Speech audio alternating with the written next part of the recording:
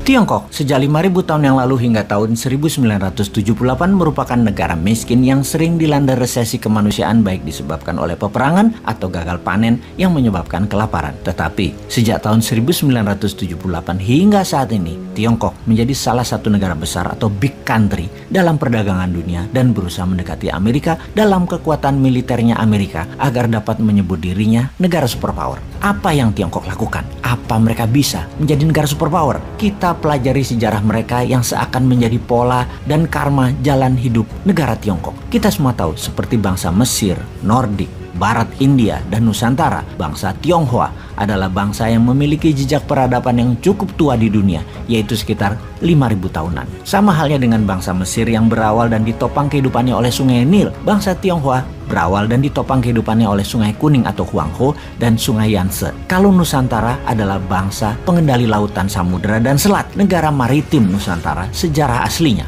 Tiongkok selama ribuan tahun dipimpin oleh raja-raja dan dinasti. Pertama, Tiongkok dinastinya adalah Xia sekitar 2070-an hingga 1600 sebelum Masehi. Penggantinya adalah dinasti Shang 1600 sebelum Masehi hingga 1046 sebelum Masehi. Kemudian diganti oleh Zhou yang merupakan dinasti terlama dalam sejarah Tiongkok, yaitu sekitar 790 tahun dari 1046 hingga 256 sebelum Masehi. Setelah dinasti Zhou runtuh di tahun 256 sebelum Masehi, timbullah kerajaan kecil-kecil yang senantiasa saling berperang, dan di dalam saling berperang itu mereka acap kali juga saling bersekutu untuk mengalahkan kerajaan lain. Dan setelah menang, biasanya persekutuan itu pecah dan berbalik menjadi permusuhan. Masing-masing mencari sekutu lain dari negara lain dan saling serang lagi. Pengganti dinasti Qin adalah dinasti Han dari 206 sebelum Masehi hingga 220 Masehi yang didirikan oleh seorang pemimpin rakyat petani biasa yang bernama Liu Bang. Han adalah nama suku bangsa mayoritas di Tiongkok. Dinasti Han meredup sekitar tahun 220, maka negara terpecah menjadi tiga, yaitu negara Su dipimpin Liu Bei, negara Wei dipimpin Cao Cao, negara Wu dipimpin oleh Sun Quan. Inilah kisah roman Samkok yang berlangsung dalam periode ini yang selalu saling berperang dan tuntas pada tahun 280 dengan berdirinya dinasti Jin 265 hingga 420 Masehi sebagai pengganti dinasti Han. Pada tahun 420 dinasti Jin tumbang, negara Tiongkok terpecah dua menjadi wilayah utara Wei dan Liu Song di selatan yang juga saling berperang. Keduanya akhirnya runtuh dan beberapa dinasti yang berumur pendek menggantikannya. Sebelum akhirnya seseorang bernama Yan Jian berhasil mempersatukan Tiongkok kembali dan mendirikan dinasti Sui pada tahun 581. Dari periode dinasti Sui, Tiongkok selalu terjadi perang di dalam negeri untuk merebut kekuasaan dan tidak ada yang lebih dari 200 tahun mengendalikan Tiongkok hingga saat ini. Itulah ciri Tiongkok, jago produksi barang kebutuhan, jago dagang, dan kekuasaan diperebutkan menggunakan kekerasan. Di abad 20, Tiongkok yang telah mengalami masa-masa sulit setelah keruntuhan di dinasti Qing pada tahun 1911-1912 mengalami masa-masa peperangan panjang setelahnya, termasuk diserang Jepang dan dijajah Eropa selama 100 tahun. Bersatu di tangan Mao Zedong yang beraliran komunis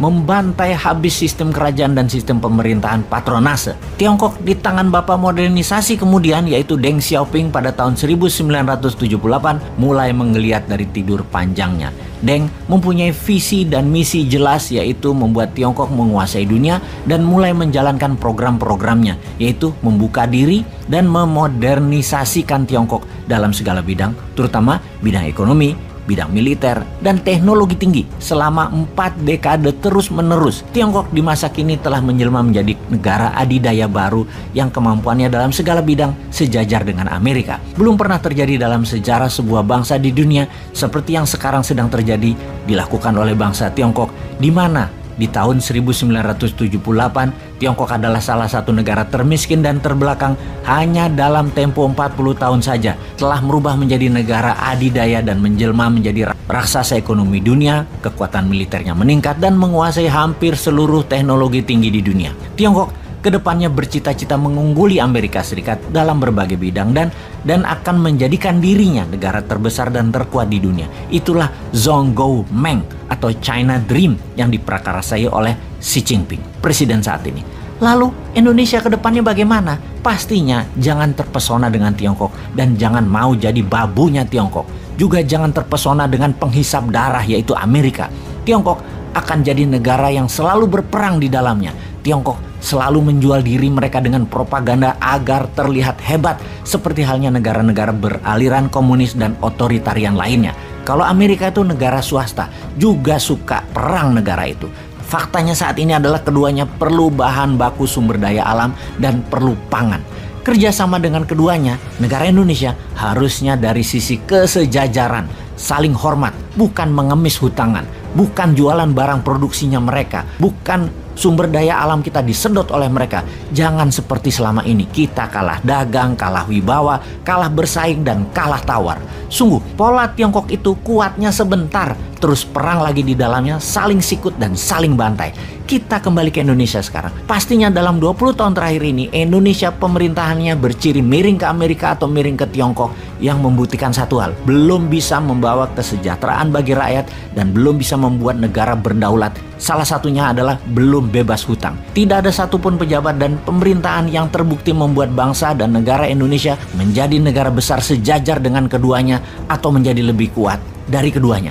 Bahkan calon yang akan bertanding di 2024 nanti pun tidak punya visi dan misi tersebut, yaitu membuat Indonesia menjadi negara superpower 2045. Sungguh, Indonesia perlu orang semacam Deng Xiaoping, perlu Gajah Mada baru yang punya kapasitas level dunia, punya kemampuan level dunia, punya visi dunia, dan punya tim yang mendedikasikan dirinya untuk membangun bangsa dan negara agar bukan lagi menjadi negara penghutang, bukan lagi menjadi negara tunduk dalam aturan asing, bukan menjadi bangsa babu dan bangsa kuli. Siapakah mereka yang harus duduk dan menjabat yang membuat Indonesia berdaulat dan perkasa itu? Rasanya hanya kaum Newman deh.